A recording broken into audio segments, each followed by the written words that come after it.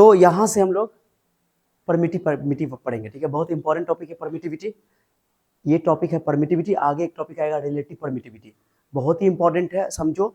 जैसा कि हमने बताया था कि दो मासेस के बीच में लगने वाला फोर्स ग्रेविटेशन होता है, वो मीडियम पे डिपेंड नहीं करता है, लेकिन जो चार्जेस के बीच में लगने वाला फोर्स होता है जिसको इलेक्ट्रोस्टैटिक फोर्स बोलते हैं या इलेक्ट्रिक फोर्स बोलते हैं, वो मीडियम पे डिपेंड करता है। ओके, जैसा कि पिछले लेक्चर में हम लोग कूलम्ब्स लॉ को समझे थे और कूलम्ब्स लॉ के बारे में बात की कि दो चार्जेस के बीच में लगने वाला फोर्स जो होता है वो चार्जेस पे डिपेंड करता है और उनके बीच की दूरी पे डिपेंड करता है। उसके साथ साथ दोनों चार्जेस को किस मीडियम में रखा गया है उस मीडियम पर भी डिपेंड करता है। ओके, अब सर चार्जेस की बात तो हम लोग कर लिए थे, चार्जेस के प्रोडक्ट के डायरेक्टली प्रोपोर्शनल होता है और डिस्टेंस के स्क्वायर के इनवर्सली प्रोपोर्शनल होता है। अब सर चलिए मीडियम पे डिपेंड कैसे करता है इसको आप समझाइए हमको, ठीक है। तो चार्ज को फिक्स कर देंगे, डिस्टेंस फिक्स कर देंगे, अब मीडियम चेंज करेंगे। जैसे मान लो दो चार्जेस है, ये परमिटिविटी क्या होता है समझ में आ जाएगा थोड़ा देर में, ठीक है। एक चार्जेस Q1 है, एक चार्जेस Q2 है। एयर में इसको हमने रख दिया, एयर या वैक्यूम या फ्री स्पेस। ओके, जनरली मैंने बोल दिया कि वैक्यूम, एयर और फ्री स्पेस सेम ही माना जाएगा, ठीक है। इन दोनों चार्जेस को हमने हवा में डाल दिया और कुछ दूरी पे रखकर देखा, ऐसा सेट किया कि दोनों के बीच में लगने वाला फोर्स, चूंकि चार्जेस दोनों पॉजिटिव है तो रिपल्सन शो करेगा, तो एयर में लगने वाले, क्योंकि एयर को हम लोग फ्री स्पेस भी बोल सकते हैं, तो फ्री स्पेस में भी इतना ही फोर्स होता है, करीब करीब थोड़ा सा अंतर होता है, इसलिए तो हमने फोर्स बोल दिया F0। क्या बोल दिया इसको? F0। ओके, तो F0 मैंने लिख दिया। ये F0 का मतलब कि दोनों चार्जेस के बीच में जो फोर्स लग रहा है इलेक्ट्रिक फोर्स, वो F0 है। क्या है? किसके अंदर? वैक्यूम के अंदर या फ्री स्पेस के अंदर, इसलिए इसको F0 बोला है, ठीक है। हमने मान लिया कि F0 की वैल्यू हवा में लग रहा था 81 न्यूटन, ऐसा हमने देखा, ऐसा सेटअप किया। 81 न्यूटन लग रहा था, कितना लग रहा था फोर्स? 81 न्यूटन फोर्स लग रहा था। ये इसको 81 न्यूटन से रिपेल कर रहा था और ये इसको 81 न्यूटन से रिपेल कर रहा था। दोनों के बीच में लगने वाला इलेक्ट्रिक फोर्स कितना है? 81 न्यूटन है, यानी कि 81 न्यूटन है, ठीक है, इसमें कोई शक नहीं है। लेकिन जैसे ही इस सेटअप को उठा करके हमने क्या किया, पानी में डाल दिया, दोनों चार्जेस को उतनी ही दूरी पर रख दिया, वही चार्जेस को, और देखा, पानी के अंदर डाल दिया, तब देखा कि फोर्स 1 न्यूटन हो गया, घट गया। पानी की वजह से फोर्स क्या हो गया? घट गया। ये तो क्लियर हो गया कि इलेक्ट्रिक फोर्स मीडियम पे डिपेंड करता है, लेकिन ये ग्रेविटेशन फोर्स होता तो ग्रेविटेशन फोर्स मीडियम पे डिपेंड नहीं करता। ग्रेविटेशन फोर्स में डिस्टेंस और मास चेंज नहीं करोगे तो फोर्स उतना ही रहेगा, ओके। लेकिन ये मीडियम पे डिपेंड कर रहा है। 1 न्यूटन हो गया, 81 गुना घट गया, यानी कि 81 जो, यानी कि इसका क्या मतलब है? इसका मतलब हुआ कि फोर्स जो है, जो नया फोर्स है, वो F0 का 81 टाइम्स था। कितना था? पुराना ये वाले जब फ्री स्पेस में रखा हुआ था चार्ज, उस टाइम में वो 81 न्यूटन लग रहा था। अब 1/81 गुना हो गया फोर्स का, उसके फोर्स का। F0 की वैल्यू 81 को 81 कट के 1 न्यूटन आ जाएगा, नया फोर्स। 81 गुना फोर्स क्या हो गया? घट गया। यही बोलो फोर्स 1/81 टाइम्स हो गया, ओके। तो मीडियम के अंदर कुछ न कुछ खास बात होगा कि फोर्स को काट के चौड़ा कर दिया होगा। अब जैसे मेरी बात सुनो कि Q1 ने Q2 को क्या किया? Q1 ने Q2 को फोर्स लगाया, एक मान लो कि यहाँ पर एयर फ्री स्पेस में समझो लगाया, अब इसको पानी के अंदर डाला, तो अभी क्या है कि यहाँ पे बाहर में क्योंकि फ्री स्पेस है, फ्री स्पेस है तो कोई पार्टिकल तो अंदर है नहीं, अरे कोई पार्टिकल केवल Q1 Q2 ही है और कोई पार्टिकल तो इसको रोकने वाला कोई नहीं है। मान लीजिए ये इसको नफरत कर रहा है, Q1 Q2 को नफरत कर रहा है, बहुत ज्यादा नफरत है, बहुत ज्यादा नफरत है, इसके आसपास कोई नहीं है समझाने बुझाने वाला, उसको बहुत ज्यादा नफरत है। लेकिन जैसे पानी आया तो यू नो वेरी वेल कि पानी के अंदर होता है पानी का मॉलिक्यूल, ओके। क्या होता है? पानी का ये minus plus minus plus dipole, जिसको बोलते हैं पोलर मॉलिक्यूल। वाटर पोलर होता है। वाटर के बारे में याद होगा कि वाटर का फॉर्मूला क्या होता है? H2O। ऐसे बनाते हैं, बनाते हैं केमिस्ट्री में। ये पार्शियल नेगेटिव है, ये पार्शियल पॉजिटिव, तो डाइपोल बनाते हैं। वाटर का डाइपोल कैसे होता है?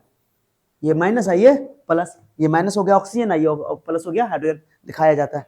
अब चूंकि ये पानी में डाला गया तो ये जो चार्ज Q1 है, Q2 से जितना नफरत कर रहा था अब नहीं कर पाएगा, क्योंकि इसके आसपास उसको मोहब्बत करने वाला है। क्या है?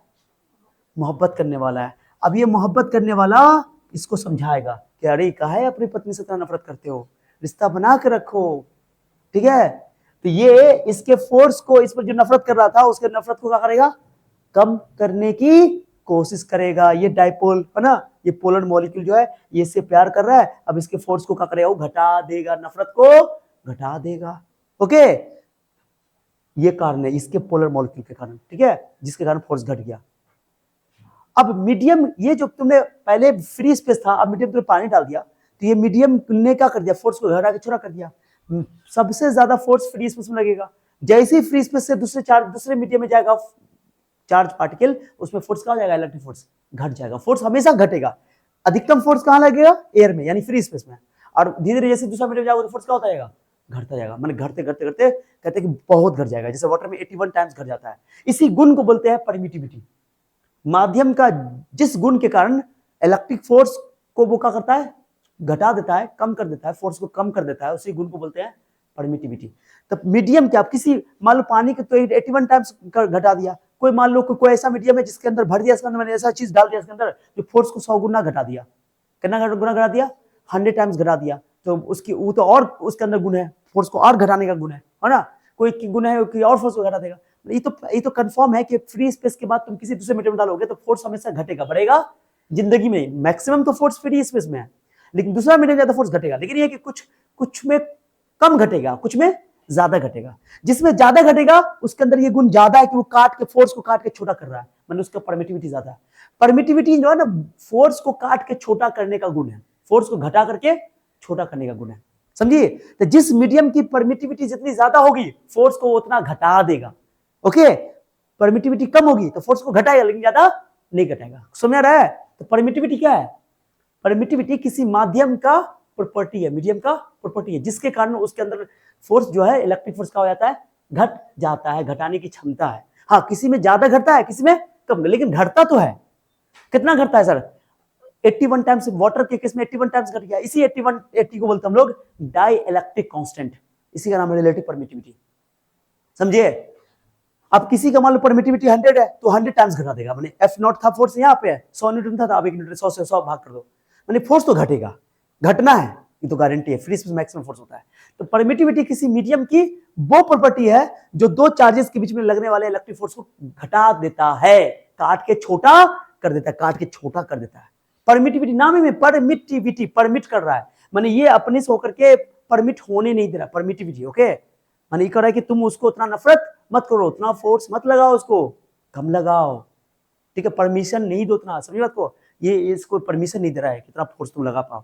परमिटिविटी उसी से आया हुआ है। इसको हिंदी में बोलते हैं पारगम्यता, या इसको बोलते हैं विद्युतशीलता, ठीक है। तो ये याद रखना है। समझ आ गया अच्छे से? ये तुमको एग्जाम में अगर एक तो परमिटिविटी पूछा नहीं गया कि डिफाइन करो परमिटिविटी, और पूछा तो ये लिख दोगे ये वाला, ये सब लिखना नहीं, समझाने के तुम्हारे पास। ओके, तो 81 टाइम्स घट गया है, इसी को बोलते हैं रिलेटिव परमिटिविटी, या इसी को डाइलेक्ट्रिक कांस्टेंट बोलते हैं।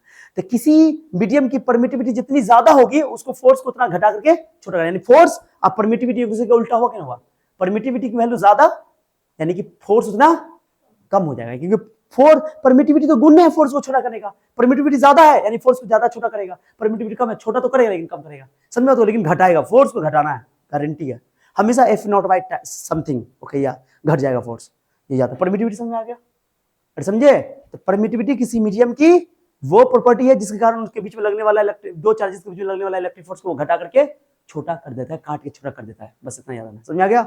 परमिटिविटी समझ आया? क्योंकि ये टॉपिक अगर समझ गए तो आने वाले सारे चैप्टर में तुम काम आएगा। फिर यहाँ पे परमिटिविटी पढ़ रहे हो, मैग्नेटिज्म में हम लोग परमिएबिलिटी पढ़ेंगे, वैसा ही सिमिलर है चीजें, ठीक है। यहाँ परमिटिविटी पढ़ रहे हैं, बहुत इंपॉर्टेंट है। तो इसलिए वाटर का डाई इलेक्ट्रिक कांस्टेंट 81 होता है। 81 का मतलब हुआ वाटर का डाई इलेक्ट्रिक कांस्टेंट, इसी को रिलेटिव परमिटिविटी बोलते हैं। रिलेटिव परमिटिविटी कि वो वाटर जो है, वाटर में कोई चार्ज के बीच में लगने वाला जो फोर्स होगा वो 81 टाइम्स घटा देगा, 1/81 टाइम्स हो जाएगा, माने 81 टाइम घटा देगा, 81 गुना घटा देगा फोर्स को। अब जैसे मेटल की, किसकी? मेटल की रिलेटिव परमिटिविटी यानी डाइलेक्ट्रिक कांस्टेंट इनफाइनाइट होती है, यानी फोर्स को घटा के बहुत कम कर देगा, बहुत कम। उसकी जितनी ज्यादा वैल्यू होगी परमिटिविटी, फोर्स उतना घटा के छोटा कर देगा। समझ में आ रहा है मैं क्या बोल रहा हूं? बहुत इंपॉर्टेंट है परमिटिविटी। समझ आ गया? डेफिनेशन पढ़ो। The property of the medium which is responsible for the electric forces between the charges is called permittivity। माने दो चार्जेस के बीच में लगने वाले फोर्स को, फोर्स के लिए रिस्पॉन्सिबल है ये परमिटिविटी, और ये मीडियम की प्रॉपर्टी है। माने मीडियम की वो प्रॉपर्टी जिसके कारण दो चार्जेस के बीच लगने वाला इलेक्ट्रिक फोर्स डिसाइड होता है कितना फोर्स लगेगा, यानी फोर्स को घटा करके छोटा कर देगा। जितनी ज्यादा परमिटिविटी होगी फोर्स उतना कम होगा। तो वो लिखा हुआ है यहाँ आगे मैंने लिखा है। मोर परमिटिविटी को तो ये जो लेटर देखो, लेटर को बोलते हैं ग्रीक लेटर, ये इप्सिलॉन है। क्या बोलो इसको? इप्सिलॉन है, इप्सिलॉन। ऐसे भी लिख सकते हो, लेकिन ऐसे मत लिखना, ऐसे लिखना, ऐसे इप्सिलॉन, ठीक है। ग्रीक का लेटर है, बट इसका इस्तेमाल किया गया, इस इप्सिलॉन का इस्तेमाल किया गया किसके लिए?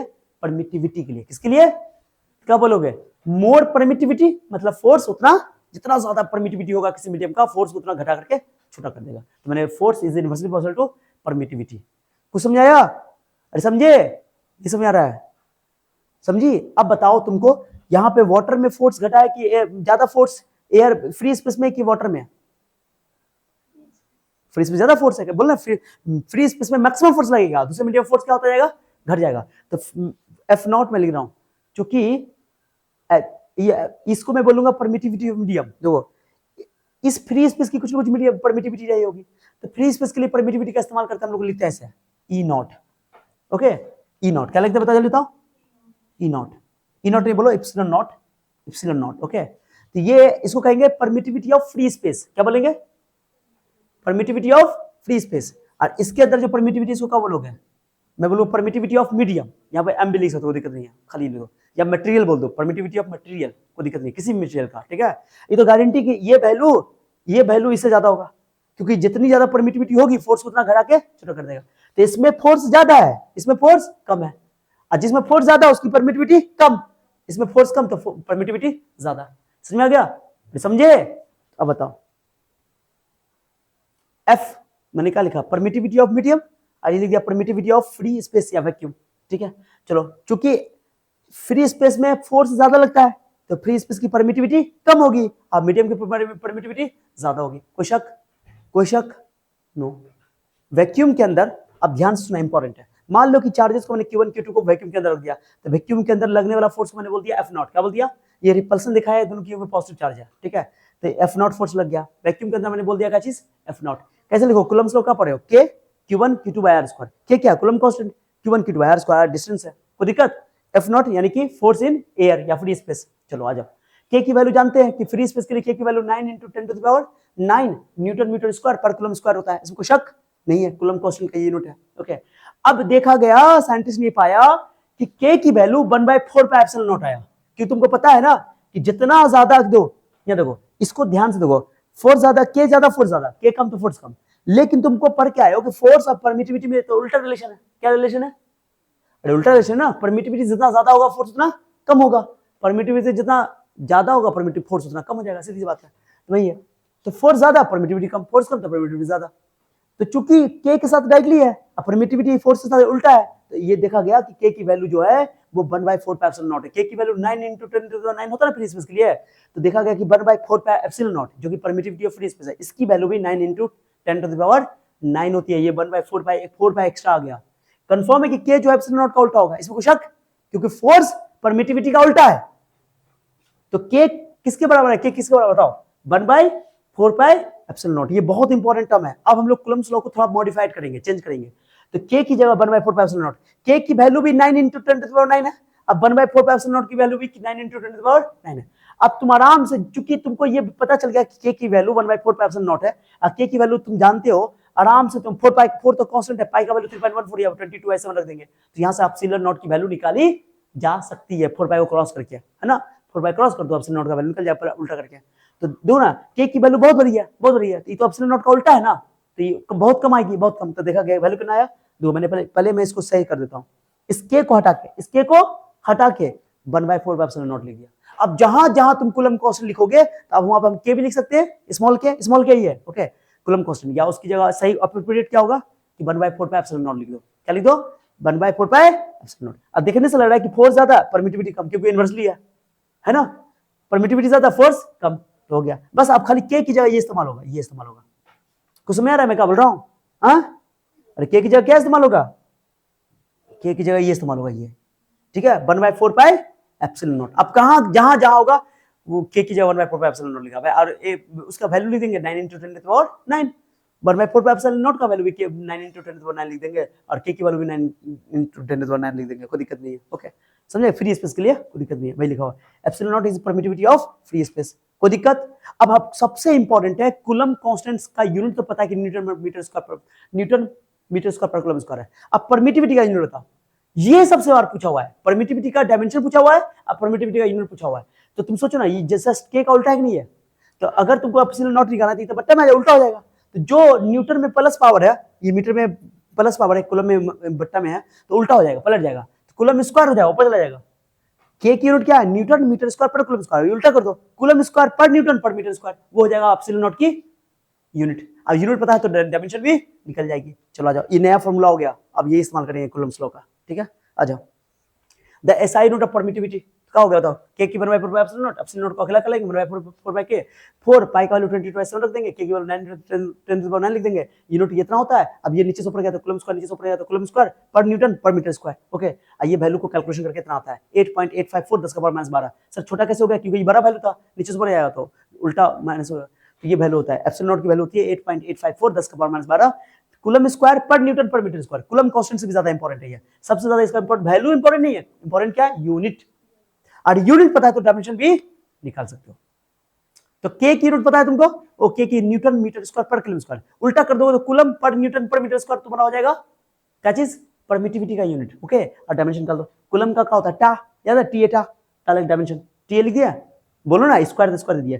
फोर्स का क्या होता है, न्यूटन तो फोर्स का होता है mlt - 2, mlt - 2 -1 पावर लग दिया यहाँ पर। ओके, और मीटर लेंथ है, लेंथ का एल स्क्वायर लिख दिया, l का पावर 2। अब बताओ जहां जहां पहले m लिखो, पहले m का पावर कितना -1, -1 ना, m का पावर -1 लिख दिया, चलो हो गया। अब देखो l, यहाँ पर l का वैल्यू कितना हो गया, l का पावर -1, तो बोलो ना l का वैल्यू, l का पावर -1, फिर यहाँ पर l का वैल्यू -2, तो -2 -1 कितना होगा, -3 हो गया। और t का पावर ये स्क्वायर, t स्क्वायर है यहाँ पर minus minus plus t square कितना हो गया, t4, और a पर स्क्वायर आएगा, यहाँ पर स्क्वायर दिया, m का पावर -1, l का पावर -3, t का power 4, a square. This is the dimension formula of permittivity. चाहे कोई परमिटिविटी पूछो, मीडियम का हो चाहे फ्री स्पेस का हो, सबका ही रहेगा डायमेंशन फॉर्मूला।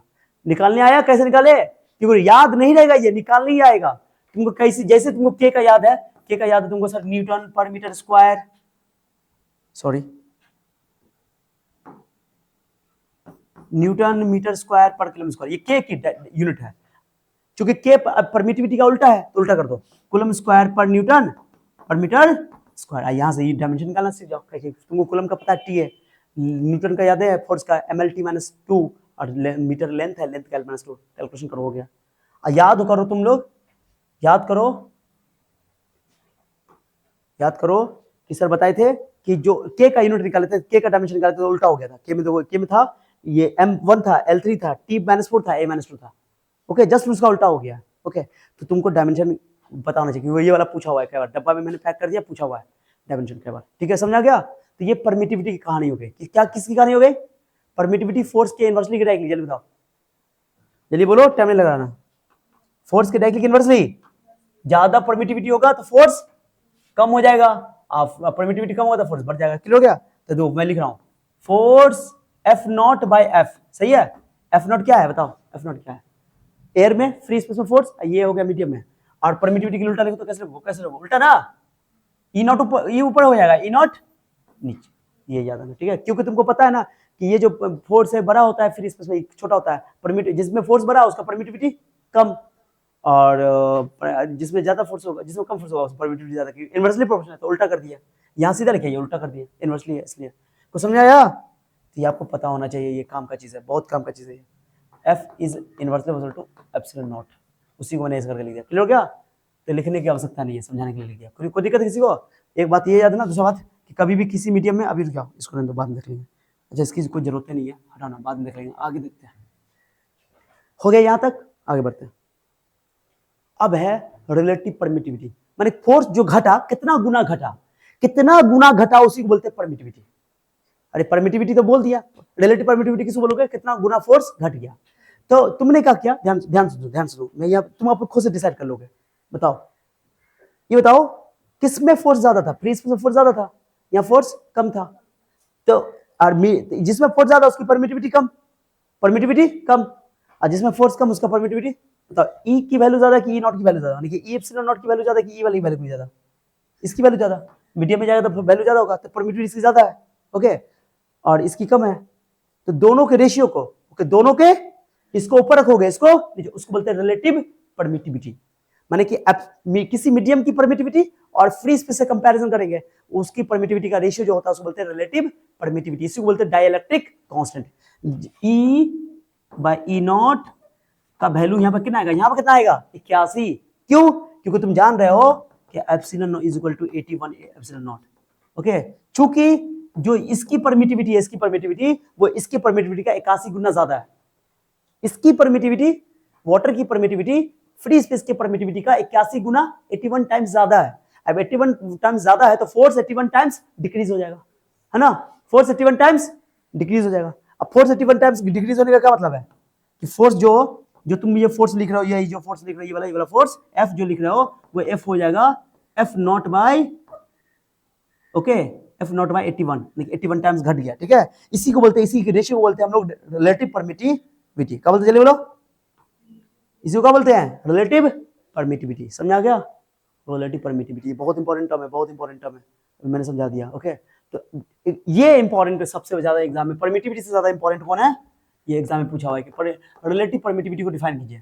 इस रिलेटिव परमिटिविटी को डाइलेक्ट्रिक कांस्टेंट भी बोला जाता है। सेकंड चैप्टर में हम लोग डाइलेक्ट्रिक कांस्टेंट बोलेंगे। कैपिटल के है ये, स्मॉल के से कूलम कांस्टेंट होता है, कूलम कांस्टेंट होता है। आंख खोल के यहाँ रखो, ओके, आंख निकाल लेंगे, ठीक है। रिलेटिव परमिटिविटी को ER से लिखा जाता है, ER से, मतलब एप्सिलॉन R, ओके। और इसी का नाम, दूसरा नाम क्या है, डाइलेक्ट्रिक कांस्टेंट। एग्जाम में चाहे डाइलेक्ट्रिक कांस्टेंट पूछे या रिलेटिव परमिटिविटी, डेफिनेशन ये बोलोगे कि the permittivity of any medium to the permittivity of free space. Permittivity किसी मीडियम का और फ्री स्पेस के परमिटिविटी का रेशियो कराता है रिलेटिव परमिटिविटी। समझे। अब तुम सोचो कि किसी मीडियम का परमिटिविटी ज्यादा होगा, किसी मीडियम का परमिटिविटी हाथ रहा, हाँ, किसी मीडियम का परमिटिविटी ज्यादा होगा और फ्री स्पेस का परमिटिविटी कम है, क्योंकि फोर्स तो ज्यादा है, इसलिए ना, उल्टा है। तो ऑब्वियसली कि ये बड़ा वैल्यू है, ये छोटा वैल्यू है, तो इसकी वैल्यू जो आएगी रिलेटिव परमिटिविटी वैल्यू 1 से ज्यादा ही आएगी, 1 से कम तो कभी आएगी नहीं। समझ रहे हो ना। अब पक्का पक्की 1 कब आएगा, जब फ्री स्पेस, दोनों फ्री स्पेस, माने फ्री स्पेस से कंपैरिजन करो तो उसमें 1 आ जाएगा। तो रिलेटिव परमिटिविटी की वैल्यू के हो सकती है फ्री स्पेस के लिए, किसके लिए, 1 का मतलब के की वैल्यू 1 आया, मतलब कि कोई चेंज नहीं हुआ, फोर्स चेंज नहीं हुआ। अब के की वैल्यू मैंने बोला कि 81 आ गया, कितना आ गया, 81, मतलब 81 टाइम्स फोर्स डिक्रीज कर जाएगा, ओके। परमिटिविटी 81 टाइम्स ज्यादा हो गया तो फोर्स 81 टाइम्स डिक्रीज कर जाएगा, ठीक है भैया, ओके। तो इस तरह भी लिख सकते हो। और के की वैल्यू तुम ऐसे, मैंने एप्सिलॉन आर को के भी लिखा था, तो एग्जाम में पूछा हुआ एग्जाम में, ओके, बहुत इंपॉर्टेंट है, इसलिए भी लगा दिया कि रिलेटिव परमिटिविटी क्या होता है, या डाइलेक्ट्रिक कांस्टेंट, लिख दोगे, ये लिख दोगे। और इसका चूंकि दोनों परमिटिविटी का यूनिट है, रेशियो है, और ये भी परमिटिविटी है, ये भी, जो यूनिट इसका वही यूनिट इसका, कूलम स्क्वायर पर न्यूटन पर मीटर स्क्वायर, कूलम स्क्वायर पर न्यूटन पर मीटर स्क्वायर, तो यूनिट कर दीजिएगा। जब सेम क्वांटिटी का रेशियो होता है तो उसका कोई यूनिट, कोई डायमेंशन नहीं है। समझा गया। तो रिलेटिव परमिटिविटी का कोई यूनिट नहीं होता है, कोई डायमेंशन नहीं होता है। परमिटिविटी का यूनिट और डायमेंशन दोनों है, लेकिन रिलेटिव परमिटिविटी का कोई यूनिट और कोई डायमेंशन, ये प्योर नंबर है, प्योर वैल्यू है। इसकी वैल्यू 1 या 1 से ज्यादा हो सकती है। फ्री स्पेस के लिए 1 होती है, देख लो, फ्री स्पेस के लिए 1 होती है, और वाटर के लिए 81 होती है। 81 टाइम्स, मैंने इसका मतलब क्या हुआ कि फ्री स्पेस के कंपैरिजन में वाटर का परमिटिविटी जो 81 टाइम्स ज्यादा है, और फोर्स 81 टाइम्स डिक्रीज कर जाएगा, ठीक है। और मेटल के लिए कितना होता है, इनफाइनाइट। जब हम लोग method of charging by induction पढ़ाए थे, इंडक्शन, तो वहां पर फॉर्मूला लिखा नहीं, लिखा था के वाला, ये कैपिटल के है, बता दिया मैंने, ठीक है। तो के की वैल्यू 1 से बड़ी, और के की value epsilon by epsilon not बता दिया। फोर्स के टर्म में लिखना चाहते हो तो फोर्स की टर्म तो उल्टा हो जाएगा, क्योंकि जिसका परमिटिविटी ज्यादा उसमें फोर्स कम, अरे बोलना, तो चूंकि ये परमिटिविटी ज्यादा, ये परमिटिविटी कम है, ओके। तो उल्टा कर दो रिलेशन, के का formula epsilon by epsilon not, या के की वैल्यू तुम्हें एफ नॉट बाय एफ लिखना पड़ेगा, उल्टा करना पड़ेगा। यहां से तुमको फोर्स अगर निकालना है तो क्या करोगे, ये फोर्स निकालना, ये वाला फोर्स, ये तो दिया रहेगा, तो तुम एफ नॉट बाय के कर दोगे, के से भाग कर दोगे, माने फोर्स हमेशा डिक्रीज करेगा। मैं बोलूं किसी मीडियम में, जैसे एयर में, फ्री स्पेस में, वाटर, दो चार्जेस के बीच में लगने वाला फोर्स 81 न्यूटन है, कितना है, पानी में डाल देंगे तो पानी का डाइलेक्ट्रिक कांस्टेंट 81 है, तो बोलोगे 81 से भाग कर देंगे सर, 81 कर जाएगा 1 न्यूटन। फोर्स तो हमेशा घटना है, भाग करना ही पड़ेगा। तो यहाँ से एफ निकालना चाहते हो ना, एफ निकालोगे, तो एफ निकालने के लिए एफ नॉट को के से क्या करना पड़ेगा, भाग करना पड़ेगा। ये समझ में आना चाहिए बात, कुछ समझाया, हाँ, ये चीज है, मैंने समझा दिया, बहुत इंपॉर्टेंट चीज बता दिया, बहुत इंपॉर्टेंट चीज है। तो के की वैल्यू या तो 1 हो या 1 से बड़ा, और के का फॉर्मूला ये हो गया, फोर्स के टर्म में उल्टा कर देना है, और के की वैल्यू 1 होती है फ्री स्पेस के लिए, के की वैल्यू 81 होती है वाटर के लिए, और ये पूछा हुआ तीनों पूछा हुआ, ठीक है। Relative permittivity is unitless and dimensionless quantity. Exam में पूछेगा कि रिलेटिव परमिटिविटी क्या होता है, तो ये डेफिनेशन और ये डेफिनेट फॉर्मूला, और ये बस इतना ही लिखना, और कुछ लिखने की जरूरत, ये ऑब्जेक्टिव सवाल आ सकता है। समझे बात को, क्लियर। रिलेटिव परमिटिविटी दो परमिटिविटी का रेशियो है, किसके साथ, जिस मीडियम का रिलेटिव परमिटिविटी निकालना है उसको ऊपर रखो, उसकी परमिटिविटी को, और फ्री स्पेस के परमिटिविटी को नीचे रखो, भाग कर दो, आंसर खत्म, क्लियर। तो ये क्या है, जिस मीडियम की बात कर रहा है उस मीडियम को परमिटिविटी है, और एप्सिलॉन नॉट 0 क्या है, ये फ्री स्पेस का परमिटिविटी है, दोनों को भाग कर दो, हो गया, रिलेटिव परमिटिविटी निकल जाएगा, और इसी को डाइलेक्ट्रिक कांस्टेंट कहा जाता है, ठीक है। इस ये परावैद्युतांक कहते हैं इसको, समझ आ गया अच्छे से। चैप्टर 2 में काम आएगा, चैप्टर 2 में एकदम, अभी आंख बंद करोगे तो आंख निकाल के गोली खेलेंगे, गोली, ओके। अब क्वेश्चन देखते हैं, जवाब देना इंपॉर्टेंट है। Force between 2 point charges placed in a vacuum at 1 millimetre. दो चार्ज पॉइंट चार्जेस है, कोई दो पॉइंट चार्ज, कोई भी दो पॉइंट चार्ज है, चलो दोनों एक दूसरे से 1 मिलीमीटर की दूरी पर है, तो नहीं पता प्लस है माइनस कुछ ले लो, if a glass plate of thickness 1 millimetre, कोई ग्लास प्लेट है एंड डाइलेक्ट्रिक कांस्टेंट, इसको इस चार्ज को ग्लास प्लेट के अंदर डाल दिया गया, मैंने ग्लास प्लेट के अंदर, ओके ग्लास प्लेट के अंदर क्या कर दिया गया, भर दिया, लो इस ग्लास प्लेट के अंदर इसको डाल दिया गया, ओके अब इसका डाइलेक्ट्रिक कांस्टेंट दे दिया, के दे दिया 6, कितना दे दिया, तो फोर्स घटेगा कि बढ़ेगा, बताओ दूसरे मीडियम डाल तो फोर्स घटेगा बढ़ेगा, घटेगा, पहले 18 न्यूटन था, एयर में था 18, मैंने कुछ नहीं बोला था एयर में, मैं बोल दिया कि वैक्यूम के अंदर वो लिखा हुआ है, वैक्यूम के अंदर 18 न्यूटन था, फोर्स घटेगा, ये तो गारंटी है कि 18 का भी जिंदगी में 108, तो जिंदगी में ये छोटा है, ये हो सकता है, ये हो सकता है। अब बताओ 6 है कि डायरेक्ट इक्वेशन, तो सर क्या बोले, सर थोड़ा देर पहले बोले थे कि फोर्स को घटा देना, यानी एफ निकालना है तो एफ नॉट को के से भाग कर देना डायरेक्टली, तो एफ नॉट का वैल्यू कितना 18, के का वैल्यू कितना 6 दिया हुआ, देखो डायरेक्ट कांस्टेंट 6 काट दो, कितना न्यूटन हो जाएगा, फोर्स घट के छोटा हो जाएगा, आंसर क्या हो जाएगा, समझे बात को,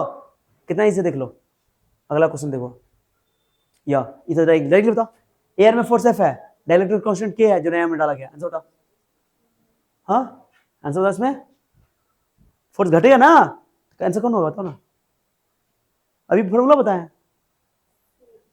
सी की डी मारे गाल कर देंगे, बदतमीजी कर रही हो, के इक्वल टू बोले एफ नॉट बाई एफ, क्या बोले बताओ, तो एफ इक्वल टू क्या हो जाएगा, एफ नॉट बाई के से भाग करना पड़ेगा ना, तो यहाँ पे एफ नॉट नहीं दिया, एफ दिया हुआ है, कोई दिक्कत नहीं है, लो एफ लिख दो, तो के का वैल्यू लिख देता हूँ F by F dash by F, F लिख दो, एफ का वैल्यू निकालना है, किस वाला निकालना है,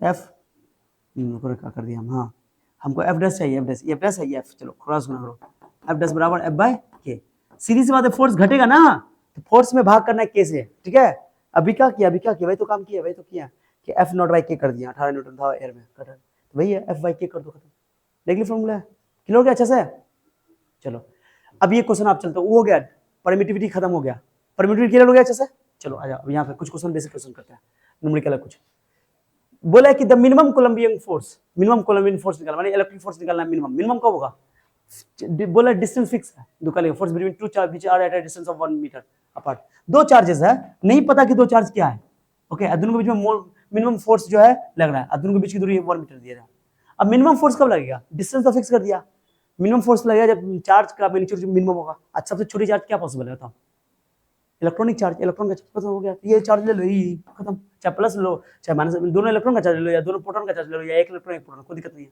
क्यों तुमको पता है कि केवल फोर्स का नेचर चेंज होगा, मैग्नीट्यूड चेंज, मैग्नीट्यूड की बात कर रहा है, तो फोर्स निकाल लो, क्या लिखो बताओ, के Q1 का वैल्यू ई, Q2 का वैल्यू ई, मैग्नीट्यूड ले रहा है, बट डिस्टेंस का बताओ 1 मीटर का 1 का स्क्वायर, तो आंसर क्या हो गया, के ये स्क्वायर, के का वैल्यू क्या बोले थे 1/4 पाई एप्सिलॉन नॉट ना, आंसर बताओ क्या होगा, बोलना ही हो सकता है, कुछ नहीं बोला तो एयर ले लेंगे, इसमें कोई शक नहीं है, आंसर बताओ क्या हो गया, ये आंसर देखिए फॉर्मूला, सर ई कैसे ले लिया, क्योंकि मिनिमम फोर्स की बात कर रहा है, क्वेश्चन तो पढ़ो, मिनिमम कोलंबियन फोर्स, मिनिमम तभी होगा जब मैग्नीट्यूड चार्ज का मिनिमम होगा, चार्ज का सबसे छोटा चार्ज कौन है भाई, इलेक्ट्रॉनिक चार्ज, इलेक्ट्रॉन का चार्ज, ठीक है, हाँ फोर्स अट्रैक्शन भी हो सकता है और रिपल्सन भी हो सकता है, क्यों, क्योंकि दोनों इलेक्ट्रॉन होता है रिपल्सन, दोनों प्रोटॉन रिपल्सन, एक इलेक्ट्रॉन एक प्रोटॉन होता है अट्रैक्शन, क्योंकि चार्ज खाली मैग्नीट्यूड से मतलब सिर्फ, ठीक है, चलो क्लियर हो गया, एक और क्वेश्चन ये भाई, इसमें भी डिस्टेंस फिक्स है, अब बोला कि फोर्स किसमें मैक्सिमम लगेगा, मैक्सिमम फोर्स लगने के लिए बिंदु का लिखा है, मैक्सिमम फोर्स लगना चाहिए, such that the force between them is maximum force होने के लिए चार्ज बड़ा होना चाहिए, चार्ज का प्रोडक्ट क्या होना चाहिए, बोले थे ना कि force is directly proportional to magnitude of product of magnitude of their charges, है ना, या तब कहां मैग्नीट्यूड ज्यादा है बताओ, तो Q3 गुना करोगे तो 2Q² 9 हो जाएगा, आई Q² 4 हो जाएगा, कहां पे तुमको ज्यादा लग रहा है मैग्नीट्यूड कहां पे ज्यादा लग रहा है बताओ, ये ज्यादा प्रोडक्ट कहां पे ज्यादा है, ये प्रोडक्ट बड़ा है कि प्रोडक्ट बड़ा है, कि प्रोडक्ट बड़ा है, कि प्रोडक्ट बड़ा है, कौन प्रोडक्ट बड़ा था,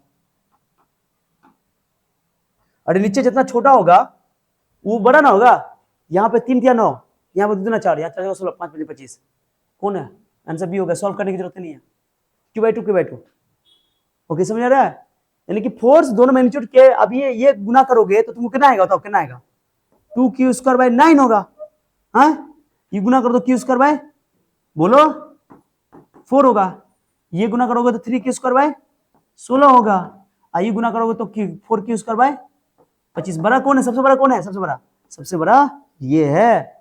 this is the maximum product, ये मैक्सिमम है।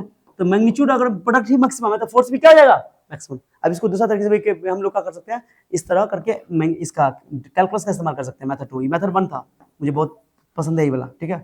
दूसरी बात ये मेथड 2 है कि एक चार्ज बोला है क्यू, उसका 2 पार्ट कर दो। एक पार्ट मान लो क्यू, एक पार्ट क्या बोल रहा है, मान लो पॉइंट चार्ज क्यू, हाँ क्यू है, इसका एक पार्ट मान लो एक्स, और दूसरा पार्ट बचेगा क्यू माइनस एक्स, है ना। ये Q1 ये Q2 हो जाएगा। अब फोर्स में पहले इसको क्या करो, फोर्स का फॉर्मूला लगा दो। सर क्या होगा फोर्स बता दो, क्यू के लिख रहा हूँ, ये के या 1/4 X Q1 Q minus X by distance R square. Distance fix है, डिस्टेंस का कोई चक्कर ही नहीं है, डिस्टेंस कांस्टेंट हो गया। अब आराम से गुना करो, डिफरेंशिएट करो, df बाई dx करके 0 के बराबर कर लो यहाँ से, ठीक है। और 0 बराबर के x का मान q/2 आ जाएगा। तो हमको तो झूठों का दिमाग खर्चा नहीं करना इसमें, इसको गुना करोगे तो k अंदर गुना कर लो, qx माइनस एक्स स्क्वायर बट्टा आर स्क्वायर, ये तो कांस्टेंट बाहर निकल जाएगा। तो डिफरेंशिएट करोगे इसको, चलो डिफरेंस करो, k बाय आर स्क्वायर बाहर है दो, ओके। k कांस्टेंट है भाई, कूलम कांस्टेंट, चाहो तो उसकी जगह 1/4 भी लिख सकते हो, k बाय आर स्क्वायर। और ये k q x का 1 हो जाएगा डिफरेंशिएशन, पता है ना, x का डिफरेंशिएशन 1, x स्क्वायर का 2x, और आर स्क्वायर का बराबर 0, यहाँ से 0 कर दो, तो यहाँ से x का मान आ गया 0 के बराबर करो, x का मान q/2, और q/2 आ गया। ये तरीका है निकालने का, ठीक है, क्लियर हो गया। अब चलो इस टॉपिक पे बात करते हैं कि दो बोले थे ना, ग्रेविटेशनल फोर्स और इलेक्ट्रिक फोर्स के बीच में सिमिलरिटी भी है और डिफरेंस भी है। डिफरेंस तो बहुत खुल्लम खुल्ला है कि सर ग्रेविटेशनल फोर्स जो होता है दो मास के बीच में लगता है, दो मासेस के बीच में लगता है, और ये हमेशा दो चार्जेस के बीच में लगता है। ये अट्रैक्टिव होता है, हमेशा अट्रैक्टिव, दो मासेस के बीच में लगने वाला ग्रेविटेशन हमेशा अट्रैक्टिव, लेकिन ये अट्रैक्टिव नेचर का भी हो सकता है और रिपल्सिव भी हो सकता है, ओके। ये सब दोनों में शॉर्ट टर्म में लॉन्ग टर्म में कुछ में आ सकता है। It is very weak force. Gravitational force का दो के का वैल्यू, जी का वैल्यू याद हो, ये होगा, इसको बोलते हैं यूनिवर्सल ग्रेविटेशन कांस्टेंट, याद है कि नहीं है, अरे याद है। तो ये जो तुम पढ़े हो, ये बहुत बड़ी वैल्यू की बहुत छोटी वैल्यू, बताओ बहुत छोटी, मैंने से कह रहा, अरे ये वाला बताओ के का वैल्यू जो पढ़े हो, बहुत बड़ी छोटी है, बड़ी है।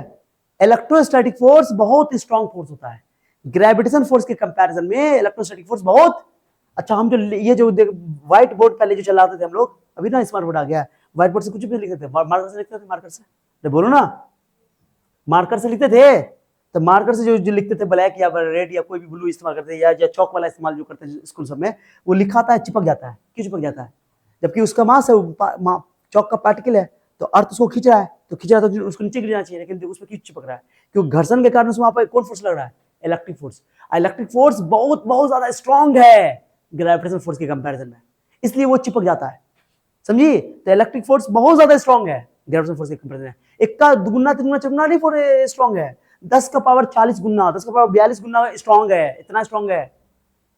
तो electric force is much much stronger than gravitational force, याद ना, इंपॉर्टेंट है। अब मैंने तुमको डेली लाइफ से भी रिलेट कर दिया, okay. So it is very weak force, बहुत ग्रेविटेशनल फोर्स जो है रिलेटिवली इलेक्ट्रिक फोर्स के कंपैरिजन में रिलेटिवली बहुत वीक है, रिलेटिवली बहुत स्ट्रॉन्ग है, ठीक है। ये मीडियम पे डिपेंड नहीं करता। अभी देखा ना, जैसे पानी रख दिया तो 1 न्यूटन, पहले हवा में 81 न्यूटन था, पानी में रख दिया तो 1 न्यूटन हो गया, लेकिन ग्रेविटेशनल फोर्स अगर पूछेगा तो वो जितना पानी में रहेगा उतना हवा में रहेगा, खाली मीडियम डिस्टेंस और चार्ज बॉडी को चेंज मत न करो तो, ठीक है, सिंपल है। ये मीडियम पे डिपेंड नहीं करता है, ये मीडियम पे डिपेंड करता है। इसका ग्रेविटेशन कांस्टेंट जो होता है वो यूनिवर्सल होता है, हर जगह सेम रहता है, पूरे कायनात में, पूरे यूनिवर्स में, बट ये हर जगह सेम, इसका के का वैल्यू अलग अलग मीडियम में अलग अलग होता है, बताया था ना, के की वैल्यू यानी परमिटिविटी के हिसाब से चेंज होगा। Clear? These are the difference between gravitational force and electric force, या इलेक्ट्रोस्टैटिक फोर्स भी बोलते चलेगा। अब दोनों में सिमिलरिटी देखो, both forces obey inverse square law, चाहे न्यूटन का ग्रेविटेशन का लॉ हो, फोर्स हो, ग्रेविटेशन फोर्स हो, चाहे तुम कूलम का फोर्स बोलो, कूलम्बियन फोर्स बोलो, या इलेक्ट्रोस्टैटिक फोर्स बोलो, दोनों डिस्टेंस के इनवर्सली प्रोपोर्शनल होता है, वो भी स्क्वायर के इनवर्स स्क्वायर लॉ को फॉलो करता है दोनों। तो ये तो सिमिलरिटी ना हो गया, दोनों समानता ना हो गया, दोनों का फोर्स वेरी करता है डिस्टेंस के साथ, स्क्वायर के साथ इनवर्सली प्रोपोर्शनल होता है ना। तो ये याद रखना, both forces obey inverse square law, force is inversely proportional to the square of the distance between the object, okay.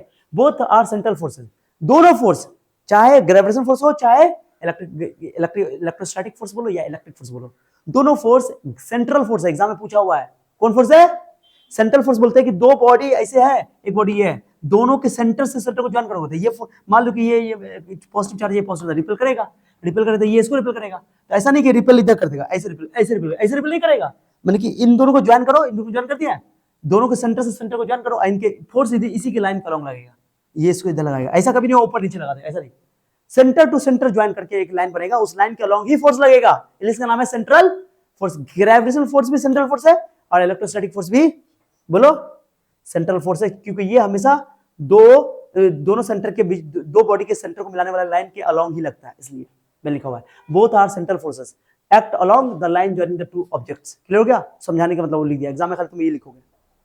Both are conservative force, जैसे कंजर्वेटिव फोर्स पढ़ते हैं 11th क्लास में, ईमानदार फोर्स, तो इलेक्ट्रोस्टैटिक फोर्स भी ईमानदार force है, gravitational force भी ईमानदार फोर्स है, कंजर्वेटिव फोर्स है। ओके, कंजर्वेटिव फोर्स याद रखना इंपॉर्टेंट है, ये सब ऑब्जेक्टिव में आया हुआ है, ठीक है। दोनों लॉन्ग रेंज फोर्स है, बहुत दूर तक काम करता है, जैसे बोले ना कूलम का फोर्स जो है 10 का पावर 18 मीटर तक काम करता है, इतना दूर तक, बहुत दूर तक। जैसे अर्थ की ग्रेविटी कहां तक काम कर रहा है, बहुत दूर तक, ये स्पेस में भी चले जाओगे तो वहां भी काम करेगा, लेकिन वहां बहुत कम होता है, इतना वीक होता है कि पता नहीं चलता है। तो बोलते हैं कि इनफाइनाइट दूरी पे जाकर के ग्रेविटी जो है थियोरेटिकली जीरो हो जाता है, लेकिन कुछ ना कुछ रहता है, बहुत कम। ओके, तो both are long range forces, दोनों लॉन्ग रेंज फोर्स है। Both forces act without physical contact, act without physical contact, माने दोनों एक्शन एट ए डिस्टेंस, दो तरह का फोर्स होता है, एक जो एक्शन से लगता है, जैसे कि ये मेरे हाथ में एक फोर्स है, ये फोर्स है, ये इसको बोलते हैं नॉर्मल फोर्स, याद है ना, नॉर्मल फोर्स। ओके, तो इसके लिए कांटेक्ट होना जरूरी, कांटेक्ट फोर्स है। लेकिन कुछ फोर्स है जो बिना कांटेक्ट में जाता है, विदाउट कांटेक्ट, जैसे ग्रेविटी, ग्रेविटी को छोड़ो, ग्रेविटी खींच लेगा, बिना कांटेक्ट ये खींच लेगा। दो मैग्नेटिक लगने वाला फोर्स जो देखते हो बिना कांटेक्ट ये खींच लेता है, तो इसको बोलते हैं एक्शन एट ए डिस्टेंस। क्या बोलते हैं इसको? कुछ दूरी पे क्रिया। Okay, action at A distance माने विदाउट फिजिकल कांटेक्ट के ही फोर्स लग जाता है, तो ये दोनों फोर्स ऐसा है। तो both forces act without physical contact, these are the similarity between the gravitational force and electric force. Clear हो गया अच्छे से? क्लियर? चलो आ जाओ। अब है, मैंने बोला ना कि बहुत स्ट्रॉन्ग फोर्स है इलेक्ट्रिक फोर्स, तो हम क्या करेंगे, दो इलेक्ट्रॉन, क्या लिखा हुआ, comparison of gravitation and electric forces between fundamental particles. Fundamental particle के बीच में जैसे इलेक्ट्रॉन है, प्रोटॉन है और न्यूट्रॉन है, तीन फंडामेंटल पार्टिकल है ना, इलेक्ट्रॉन, प्रोटॉन और न्यूट्रॉन। तो इलेक्ट्रॉन पे चार्ज है, प्रोटॉन पे चार्ज है, इलेक्ट्रॉन पे नेगेटिव है, प्रोटॉन पे पॉजिटिव, लेकिन न्यूट्रॉन पे कोई पॉजिटिव चार्ज तो नहीं, जीरो चार्ज होता है। तो न्यूट्रॉन पे तो इलेक्ट्रिक फोर्स जीरो हो जाएगा, क्योंकि चार्ज ही नहीं है ना, जब चार्ज नहीं तो फोर्स नहीं होगा। तो न्यूट्रॉन पे तो उसका रेशियो कंपैरिजन करना ही नहीं है। न्यूट्रॉन के बीच में तुम बात कर सकते हो कि एक न्यूट्रॉन दूसरे न्यूट्रॉन के बीच में ग्रेविटेशन फोर्स लगेगा, क्योंकि मास तो है उसका, लेकिन उसमें इलेक्ट्रोस्टैटिक फोर्स जीरो हो जाएगा, क्योंकि चार्ज तो नहीं। तो हम बात कर रहे हैं इलेक्ट्रॉन का, दो इलेक्ट्रॉन के बीच में लगने वाला फोर्स जो होता है वो दो लगा दिया, दोनों के बीच दूरी है कुछ दो, ये मैंने ये Fe जो लिखा है इलेक्ट्रिक फोर्स, और Fg जो लिखा है वो ग्रेविटेशनल फोर्स। ओके, तो ग्रेविटेशनल फोर्स हमसे अट्रैक्टिव नेचर का होता है, और ये इलेक्ट्रॉन मास के कारण भी फोर्स लगाएगा और चार्ज के कारण भी फोर्स लगाएगा। बट चार्ज के कारण जो फोर्स लगेगा उसको बोलोगे इलेक्ट्रिक फोर्स, और मास के कारण जो लगेगा उसको बोलोगे gravitational force. But electric force strong होगा, है ना, कितना गुना स्ट्रॉन्ग है, देखो दो इलेक्ट्रॉन के बीच में लगने वाला फोर्स 10 का लगभग लगभग 10 का पावर 42 गुना स्ट्रॉन्ग होता है ग्रेविटेशनल फोर्स। ये एग्जाम में पूछा हुआ है, दो इलेक्ट्रॉन के बीच में लगने वाला इलेक्ट्रिक फोर्स ग्रेविटेशनल फोर्स के कंपैरिजन में 10 का पावर 42 गुना ज्यादा होता है स्ट्रॉन्ग। बोले ना बहुत ज्यादा स्ट्रॉन्ग है, बहुत ज्यादा, मैंने ऐसे सोचने वाली बात, 10 का पावर 42 गुना ज्यादा स्ट्रॉन्ग है। एक पर 42 को जीरो दोगे, अरबों खरबों ट्रिलियन बिलियन जितना भी चलेगा, सुनो, अरे समझे, दूर को भाग करके मैंने यहाँ लिख दिया, ये पढ़ोगे G(m1m2), तो दोनों इलेक्ट्रॉन ही होगा, इसलिए लिख दिया, ठीक है। और दो प्रोटॉन के बीच में लगने वाला फोर्स, प्रोटॉन का मास ज्यादा होता है तो और फोर्स घट जाएगा, तो देखो मैंने दोनों का रेशियो लिख दिया, खाली आर काट दिया, दोनों को भाग करो तो r² कट जाएगा, ये लिख दिया मैंने। तो इलेक्ट्रिक फोर्स दो प्रोटॉन के बीच का जो होता है वो ग्रेविटेशनल फोर्स के 10 का 36 गुना ज्यादा होता है, एग्जाम में पूछा हुआ है। दो प्रोटॉन के बीच में लगने वाला फोर्स जो होता है वो 10 का 36 गुना, दो इलेक्ट्रॉन के बीच में लगने वाला फोर्स जो होता है वो 10 का पावर 42 गुना, और 1 प्रोटॉन और 1 इलेक्ट्रॉन के बीच में लगने वाला फोर्स जो होता है 10 का पावर 39 गुना। तो ऐसे याद, दो इलेक्ट्रॉन के बीच में लगने वाला फोर्स जो होता है, दोनों का रेशियो, इलेक्ट्रिक फोर्स और ग्रेविटेशनल फोर्स का रेशियो जो होता है, रेशियो याद रखना। ओके, 10 का 42। अच्छा, ऊपर इलेक्ट्रिक फोर्स है, नीचे ग्रेविटेशनल फोर्स है, तो उसका रेशियो जो है 10 का 42 होगा, और उल्टा हो ग्रेविटेशन तो माइनस कर दोगे, ग्रेविटेशनल फोर्स तो वीक है ना। ओके, याद रखना, चलो क्या, तो ये 10 का 42, 10 का पावर ये 39 है, ये 10 का 36, दो इलेक्ट्रॉन 10 का 42, एक इलेक्ट्रॉन एक प्रोटॉन 10 का 39, अब दोनों प्रोटॉन तो 10 का 36, तीन का अंतर है, ठीक है, याद रहेगा, लगभग वैल्यू है। अरे क्लियर है? तो ये ऑर्डर है, मैंने कि इससे पता चला, तीनों एग्जांपल से पता चला, कैलकुलेशन करने की जरूरत नहीं है बिल्कुल, क्या कि तुमको पता है कि सर कैलकुलेशन करेंगे तो जी का वैल्यू रखना पड़ेगा, के का वैल्यू रखना पड़ेगा, ई का वैल्यू 1.6 × 10⁻19 मतलब इलेक्ट्रॉन का मास जानते हो 9.1 × 10⁻21 kg, सब रखोगे तो ये आंसर आएगा कैलकुलेशन करके, अब लगभग, ठीक है। तो हमको कैलकुलेशन करने की जरूरत नहीं है, ऑर्डर याद रखना, ऑर्डर कि इलेक्ट्रिक फोर्स और ग्रेविटेशनल फोर्स का जो रेशियो होता है 10 का पावर 42 दो इलेक्ट्रॉन के लिए, दो प्रोटॉन के लिए 10 का पावर 36, एक इलेक्ट्रॉन एक प्रोटॉन के लिए 10 का पावर 39। ठीक है, ये लिख दिया, क्लियर हो गया। और न्यूट्रॉन का रेशियो निकालो तो न्यूट्रॉन का 0 आएगा, क्यों, न्यूट्रॉन पर कोई चार्ज नहीं है, तो न्यूट्रॉन का ये जो फोर्स होगा न्यूट्रॉन के लिए चौथा किस में ले लोगे, तो चौथा किस में बोलोगे कि न्यूट्रॉन का इलेक्ट्रिक फोर्स और मैग्नेटिक फोर्स का, इलेक्ट्रिक फोर्स और ग्रेविटेशनल फोर्स का रेशियो 0 होगा, क्यों, क्योंकि उस पे न्यूट्रॉन पे कोई चार्ज नहीं होता, न्यूट्रॉन न्यूट्रल है ना, तो उस पे इलेक्ट्रिक फोर्स 0 हो जाएगा, तो उसका रेशियो देखो उसके ग्रेविटेशन इलेक्ट्रिक फोर्स और ग्रेविटेशनल फोर्स का रेशियो 0 हो जाएगा। ठीक है, समझ में आ गया, इज दैट क्लियर, ये कहानी थी, क्लियर हो गया अच्छे से, चलो आ जाओ। अब है Coulomb's law in vector form, exam में ये पूछा हुआ है, वेक्टर फॉर्म लिख के दिखाओ कूलम्ब्स लॉ का, सबसे इजी तरीका जो हमको लगा वो लिख दिया, तुम्हारे किताब में बहुत ज्यादा इसको कॉम्प्लिकेट किया गया, बहुत ज्यादा कॉम्प्लिकेट किया गया, तुमको कॉम्प्लिकेट नहीं करना है, तुमको एग्जाम में अगर पूछा कूलम्ब्स लॉ को वेक्टर फॉर्म में लिख के दिखाओ, अरे वेक्टर फॉर्म में फोर्स, कूलम्ब्स लॉ क्या होता है, कूलम्ब्स लॉ हमको फोर्स के बारे में जानकारी देता है, अब फोर्स एक वेक्टर क्वांटिटी है, तो वेक्टर तो उसको मैग्नीट्यूड को भी लिखना पड़ता है और डायरेक्शन को भी लिखना पड़ता है, तो मैंने क्या किया, एक एग्जांपल ले लिया कि एक चार्ज Q2 है, Q1 है, ओके, Q2 Q1 पे भी फोर्स लगाएगा, Q1 Q2 पे लगाएगा, हम एक फोर्स लिख देते हैं, मान लो Q2 Q1 पे एक फोर्स लगा रहा है, और एक डिस्टेंस, अब जब फोर्स इधर लग रहा है, इधर लग रहा है, ये राइट लग रहा है, तो इसका एक वेक्टर लेना पड़ेगा, डिस्टेंस वेक्टर, तो डिस्टेंस वेक्टर इधर लेंगे, ठीक है, आर वेक्टर मान लिया, सबसे सिंपल तरीका है, तो मैंने ये लिखना पड़ेगा लैंग्वेज एग्जाम में, तो बोले कूलम्ब्स लॉ वेक्टर फॉर्म में लिखे थे, लिखना Coulomb's law in vector form expresses the force between two charges in terms of magnitude and direction, लिखना पड़ेगा magnitude and direction, if two charges Q1 and Q2 separated by a distance vector r, और जो r vector है वो Q1 Q2 से Q1 है, क्या Q2 Q1 पे कितना लग रहा है उसके हिसाब से हम ले रहे हैं, तो towards Q2 to Q1 the electric force F acting on Q1, जो Q1 पे लग रहा है, लगा कौन रहा है, Q2 due to Q2 is given by, तो F इक्वल टू लिख दोगे, फोर्स का मैग्नीट्यूड तो ये रहेगा, फोर्स कैसे लिखते हैं, कोई भी फोर्स लिखते, कोई भी वेक्टर लिखना होता है तो उसका मैग्नीट्यूड लिखते हैं, क्या लिखते बताओ, और उसका यूनिट वेक्टर लिखते हैं, यूनिट वेक्टर है ना, कभी भी कोई वेक्टर लिखना होता है तो क्या करते हैं, उसके मैग्नीट्यूड को उसके यूनिट वेक्टर से मल्टीप्लाई करते हैं, तो भैया ये फोर्स है, आइए इसका magnitude R vector R cap, अब आप मैग्नीट्यूड यूनिट वेक्टर को कैसे लिखते हैं, तुम लोग पता होगा कि यूनिट वेक्टर कभी लिखना होता है, ओके, तो उस वेक्टर को उसके मैग्नीट्यूड से क्या करते हैं, भाग करते हैं, तो यहाँ भाग कर दो तो आर वेक्टर हो जाएगा, अब आर से आर गुना, आर इसको पहले से है, एक और गुना तो आर क्यूब हो जाएगा, ये सबसे कमाल ऑब्जेक्टिव में आया था कि तुमको अगर बोले ऑब्जेक्टिव में पूछा हुआ है कि कूलम्ब्स लॉ वेक्टर फॉर्म में कितना पावर आता है, ये मैग्नीट्यूड है आर स्क्वायर, वेक्टर फॉर्म में पूछा था आर क्यूब हो जाएगा, वेक्टर फॉर्म में आर क्यूब हो जाता है, ये ऑब्जेक्टिव में पूछा हुआ एग्जाम में, ठीक है, तो वेक्टर फॉर्म में अगर वेक्टर फोर्स लिखोगे तो उसमें तुमको आर क्यूब आ जाएगा, क्योंकि यूनिट वेक्टर को तुम जब वेक्टर में बदलोगे तो एक और आर से भाग करना पड़ेगा, ठीक है, तुमको एग्जाम में Coulomb's law in vector form लिखना है, तो डायग्राम बनाना है, ये भी बताना, खत्म, इतना ही है, हाँ, जितना फोर्स ये इस पे लगाएगा उतना फोर्स ये लगाएगा, दोनों एक दूसरे के इक्वल एंड अपोजिट होगा, एक्शन रिएक्शन पेयर, न्यूटन का थर्ड लॉ, ठीक है, ठीक है, समझे बात को, तो मैंने इसको एक्सप्लेन कर दिया यहाँ पे, ये एग्जाम में लिखने की जरूरत नहीं, एग्जाम में सिर्फ और सिर्फ यहाँ तक लिखना, ये सबसे सिंपल लैंग्वेज है, ओके, ज्यादा कंफ्यूजन होने की जरूरत नहीं है, मैंने बता दिया, it obeys Newton third law बता दिया, मान लो कि Q1 Q2 पे फोर्स लगाएगा, जिसका नाम दे दिया मैंने force F12, force on 1 due to 2, okay, force on 1 due to 2, उल्टा नाम दे दिया, लो, फोर्स ऑन 2 ड्यू टू 1, इसको बोलोगे फोर्स ऑन,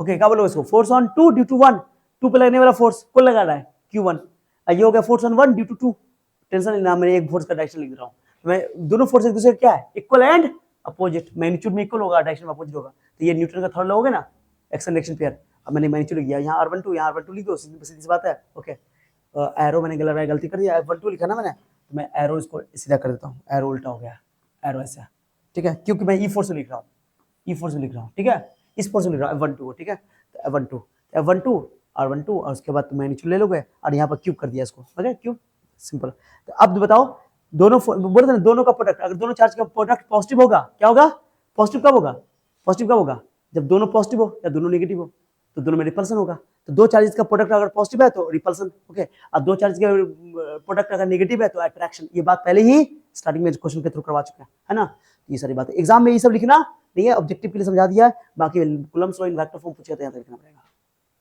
तो हमने आज का क्लास आपको बहुत ज्यादा डिटेल से बता दिया है, बहुत इंपॉर्टेंट क्लास आज का हुआ है, ओके, और कुछ क्वेश्चन और है, चलो एक क्वेश्चन देख लेते हैं, एक क्वेश्चन है, ये क्वेश्चन देखो क्या बोल रहा है, तो जितना फोर्स F1 F2 पे लगाएगा, माने जितना फोर्स Q1 Q2 पे लगाएगा उतना ही Q2 Q1 पे लगाएगा, अगर ये 6 न्यूटन लगा तो ये भी 6 न्यूटन लगाएगा, तो क्वेश्चन देखो क्या लिखो, क्वेश्चन इतना आसान है, बोले कि 2 माइक्रोकूलम का एक चार्ज है, 6 माइक्रोकूलम की वजह से इस पे लग रहा है 6 न्यूटन का फोर्स, 2 माइक्रोकूलम के चार्ज पर 6 माइक्रोकूलम की वजह से फोर्स लग रहा है 6 न्यूटन, तो आप बताओ 6 माइक्रोकूलम पर 2 माइक्रोकूलम की वजह से कितना लगेगा, 6 न्यूटन लगेगा, क्योंकि एक्शन रिएक्शन पेयर है, तो आंसर क्या होगा बताओ? क्लियर हो गया? 400 चेंज कर नहीं रहे हो तो एक्शन डायरेक्शन पेयर, बस मैग्नीट्यूड में इक्वल होगा और डायरेक्शन में अपोजिट होगा, तो डायरेक्शन तो यहाँ पर मैग्नीट्यूड दिया हुआ है। समझ में आया बात को? इसके बाद अगला क्लास जो हम लोग पढ़ने वाले हैं, principle of superposition of electric force. अगले क्लास में आप इसका इलेक्ट्रिक फील्ड का कांसेप्ट आएगा, मेन टॉपिक से आप धीरे धीरे स्टार्ट हो रहा है। चैप्टर स्टार्ट एकदम इंपॉर्टेंट हो गया है, कूलम्ब्स लॉ से। अब एक बार रिपीट करते हैं, चलो कहां से पढ़ाना स्टार्ट किया था? स्क्रीनशॉट, कूलम्ब्स लॉ से हमने स्टार्ट किया था पिछले लेक्चर में। कूलम्ब्स लॉ यहां तक तो इतना उतार लिए थे, 1 2 3 4 5 6, 2 डायमेंशन है ना? अरे बोलो ना, बोलो। डिफाइन 1 कूलम्ब बता दिया, बहुत इंपॉर्टेंट। लिमिटेशन बता दिया, बहुत इंपॉर्टेंट है। परमिटिविटी है, समझाया आज का लेक्चर ये परमिटिविटी। ओके, परमिटिविटी में सब लिखने की जरूरत एग्जाम में नहीं है, बस डेफिनेशन लिखना है। और वैसे पूछा नहीं गया, लेकिन परमिटिविटी पता होना चाहिए।